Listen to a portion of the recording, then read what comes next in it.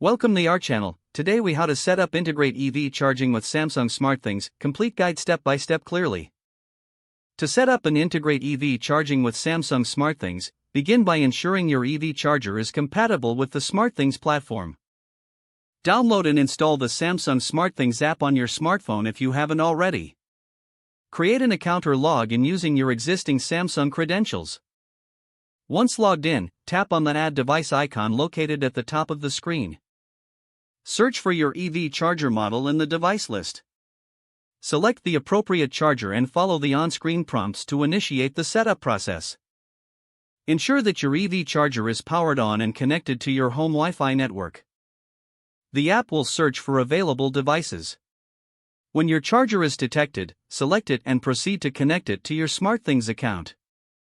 Follow any additional prompts to complete the integration process.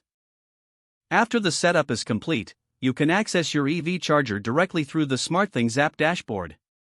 Explore the various features available, such as remote monitoring and scheduling charging times. Customize your notifications to stay updated on charging status and efficiency. For more advanced settings, navigate to the device settings within the app. Here, you can adjust preferences like charging speed and energy usage.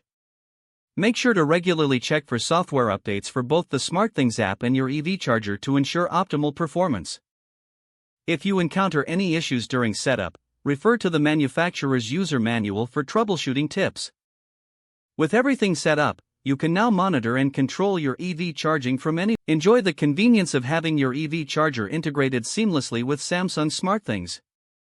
If the page does not load, refresh the browser or try again in a private or incognito window. Make sure you are using the correct email address, then retype it carefully to avoid small typos. If your password is not accepted, use the reset option and create a new strong password you can remember. Check your spam folder for verification or security emails, then complete any requested confirmation steps. Enable two-factor authentication if available to improve account security and reduce unauthorized access risk. After signing in, review your profile details so your contact information and settings are accurate and current.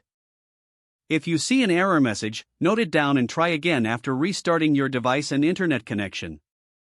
Log out when you finish, especially on shared devices, to keep your account and payment information secure. If the page does not load, refresh the browser or try again in a private or incognito window. Don't forget to like this video and subscribe to our channel for more step-by-step tech guides.